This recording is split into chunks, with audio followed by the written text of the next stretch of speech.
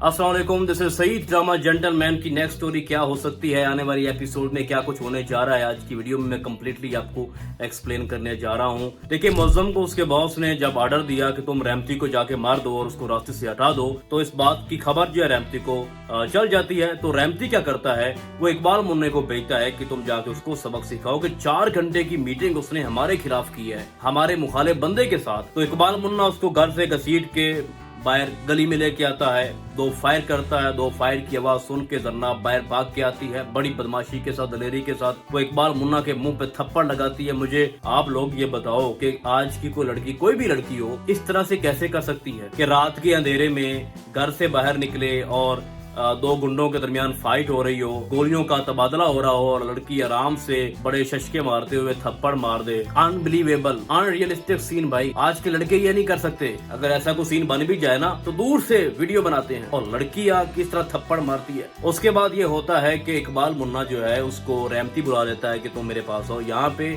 बड़ी इंटरेस्टिंग एक सीन है जो मुझे बहुत अच्छा लगा है कि रैमती उसको ये बताता है कि मैं आपको ट्रेन करना चाहता हूँ सियासत के बारे में, कि जब भी कोई पॉलिटिशियन चुनाव में खड़ा होता है तो उसका एक क्राइटेरिया होता है, कुछ रिक्वायरमेंट्स होती हैं, क्वालिफिकेशंस होती हैं कि इसके पास ये डिग्री होगी तो ये एल है, नहीं तो ये इलेक्शन नहीं लड़ सकता। अगर उनके लिए क्राइटेरिया बना हुआ है तो आम वोटर्स के लिए भी एक क्राइटेरिया बनना चाहिए। तो इनके लिए एक एलिजिबिलिटी जो है, एक रिक्वायरमेंट क्यों फिक्स नहीं की गई? मतलब उनको हर बंदा वोट दे सकता है, चाहे वो डाकू हो, चोर हो, गुंडा हो, भाई लोग हो, गैंगस्टर हो, कितना बड़ा वो मुजरिम हो, फिर भी वो वोट देगा। तो असल में वो बताना ये चाह रहा है कि ये जो मिनिस्टर ऊपर बैठे होते हैं वो हमसे ही वोट लेके मिनिस्टर बनते हैं। उसके बाद वो जो काम गुंडों वाला करना चाह रहे होते हैं बेसिकली वो खुद नहीं कर सकते और हमें कहते हैं कि तुम करो और हम उसकी फीस लेते हैं। तो वो बेसिकली ये बताना चाह रहा है कि बुरा काम नहीं है, मिनिस्टर हमसे करवा रहे हैं। तो आगे जाके आप लोग ये देखोगे कि इकबाल मुन्ना को जरनाब से मोहब्बत हो जाती है। जो रैमती बाबा है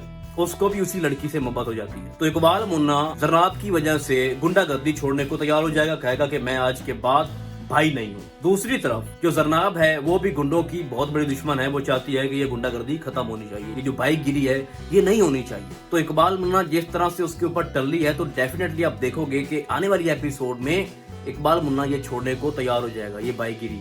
लेकिन दूसरी तरफ जो रैमती है वो भी जरनाब के ऊपर मरता है। तो जब इन दोनों भाइयों के दरमियान एक लड़की आ जाएगी तो इन दोनों के दरमियान जो है डिस्प्यूट्स जन्म लेंगे, लड़ाइयां होंगी। इकबाल मुन्ना तो जरनाब को छोड़ने वाला नहीं है और जो रैमती बाबा है वो भी उसको नहीं छोड़ेगा। तो इन दोनों में फाइट होगी तो रैमती अकेला हो जाएगा। रैमती का जितना भी रोब दबदबा दबाव बना हुआ है इलाके में वो इकबाल मुन्ना की वजह से है। तो इकबाल मुन्ना जो है वो तो ये दंगा फसाद जो है वो छोड़ने को तैयार हो जाएगा। उसके बाद एक और शख्स है जो असिस्टेंट कमिश्नर दिखाया गया है, जो कि जरनाब का फियांसी आई थिंक, तो वो भी रैमती के पीछे जो है भागना शुरू कर देगा। तो रैमती के लिए आने वाली एपिसोड में दिखाया जाएगा कि जो माहौल है वो बहुत तंग कर दिया जाएगा, लेकिन इतना जल्दी नहीं होगा। बहुत सारी एपिसोड इसमें गुजारी जाएंगी, आप लोगों को फाइट दिखाई जाएंगी। ये नहीं है कि अभी से इकबाल मुन्ना फाइट छोड़ रहा है, नहीं होगा ऐसा। और जरनाब तैयार हो जाएगी शादी करने के लिए इकबाल मुन्ना के साथ इस शर्त पे कि तुम ये गुंडागर्दी छोड़ दोगे। तो एक बात आप याद रखो कि जब भी कोई बंदा इस काम में पड़ता है तो आसानी से उसको छोड़ नहीं सकता।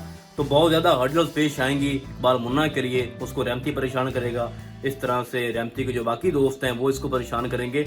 तो इस ड्रामे का जो एंड है, उस एंड में रैमती का जो एंड है वो बहुत बुरा देखने को मिल रहा है मुझे। हो सकता है उसकी डेथ करवा दी जाए, बट उसके दुश्मन बढ़ रहे हैं। वो सबका बड़ा भाई है तो लोग चाहते हैं कि उसकी कुर्सी हमें मिल जाए तो उसको साइड पे लगा दे। तो आने वाली एपिसोड में आप इस स्टोरी को इस तरह से देखोगे कि इकबाल मुन्ना कम्प्लीटली जो है वो जरनाब की मोहब्बत में गिरफ्तार हो जाएगा और जरनाब भी एक गुंडे के साथ मोहब्बत करने पे मजबूर हो जाएगी इस शर्त पे कि वो सब कुछ छोड़ रहा है और एक शरीफ लड़का बन चुका है। लेकिन मैं हैरान हूँ कि जरनाब जैसी लड़की गुंडे से कैसे मोहब्बत कर सकती है। बाय द वे होना तो ऐसा ही है।